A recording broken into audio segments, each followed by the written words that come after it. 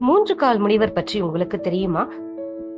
முனிவர்களும் மனிதர்கள்தான் என்பதால் உருவத்தில் பெரிதான எந்த வேற்றுமையும் அவர்களிடம் இருப்பதில்லை.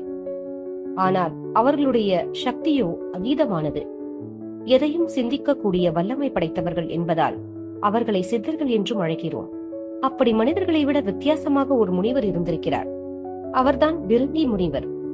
மூன்று கால்களுடன் இருந்த இந்த முனிவரால் தான் சிவனும் பார்வதியும் ஒரே உடலாய் அர்த்தநாரீஸ்வரராக மாறினார்கள் என்கிறது புராணம். சென்னையில் உள்ள பரங்கி மலைதான் இவர் தவம் செய்த இடம் என்றும் புராணங்கள் கூறுகின்றன. பிருங்கி தவம் செய்த மலை என்பதால் தான் அது பிருங்கி மலை என்று அழைக்கப்பட்டதாகவும், விஜயநகர மன்னர்கள் காலத்துக்கு பிறகு பரங்கி மலையாக திரிந்து விட்டதாகவும் சொல்லப்படுகிறது. அதற்கு ஆதாரமாக அங்கிருக்கும் சிவன் கோயிலும் அங்கிருந்த சோழர்கள் காலத்திய கல்வெட்டையும் சுட்டிக்காட்டுகிறார்கள்.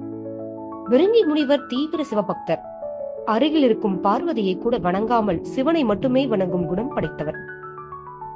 இப்படி நாள்தோறும் சிவனை மட்டுமே வழிபட்டு வந்தாலும் அம்பாளை கண்ணெடுத்தும் பார்ப்பதில்லை. இதை கண்டு அம்பாள் கோபமடைந்தார். அது குறித்து சிவனிடம் முறையிட்டார். நாம் தனித்தனியாக இருப்பதால் தானே இப்படி என்னை புறக்கணித்து உங்களை மட்டும் வழிபடுகிறார். நாம் இருவரும் ஒன்றாக சேர்ந்திருந்தால் என்ன செய்வார்? அப்போது என்னையும் சேர்த்துதானே வழிபட்டாக வேண்டும் என்று கேட்டார். அன்று சிவபெருமானை வழிபட வந்த பிருங்கி முனிவர் எதிரில் இருவரும் ஒன்றிணைந்து ஒரே உருவமாய் அம்மையப்பனாய் நின்றனர். அதை கண்டு அதிர்ந்து போனார் பிருங்கி முனிவர். இப்படி இருந்தால் நம்முடைய ஈசனை எப்படி வணங்குவது? அங்கே அம்பாலும் அல்லவா இருக்கிறாள் என்று யோசித்த பிருங்கி முனிவர் வண்டு உருவம் எடுத்தார். அம்மையப்பனின் தொப்புள் வழியை துளையிட்டு சிவனை மட்டும் சுற்றி வணங்கி சென்றார். இதை கண்டு மேலும் கோபமடைந்த அம்பாள், உடலில் சக்தி இருப்பதால் தானே இதை செய்ய முடிந்தது என்று பிருங்கி முனிவரின் உடற்பாகத்தில் உள்ள தசைக்கூறாகிய சக்தியை நீக்கினாள். அதனால் வலிமை இழந்து பிருங்கி தடுமாறினார். உன்னை வணங்கியதற்காகவா எனக்கு இந்த தண்டனை என்று பிருங்கி முனிவர் சிவபெருமானிடம் முறையிட்டார். நிலைமையை உணர்ந்து கொண்ட ஈசன் உடனே வலிமையுள்ள மூன்றாவது கால் ஒன்றை கொடுத்து அருளினார்.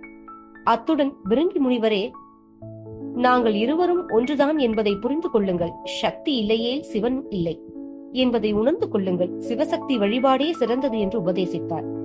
அதனால் மனம் தெளிந்த பிருங்கியும் என்னை அறியாது செய்த தவறுகளை மன்னித்து அருள வேண்டும் என்று அம்பாளிடம் மன்னிப்பு கோரினார்.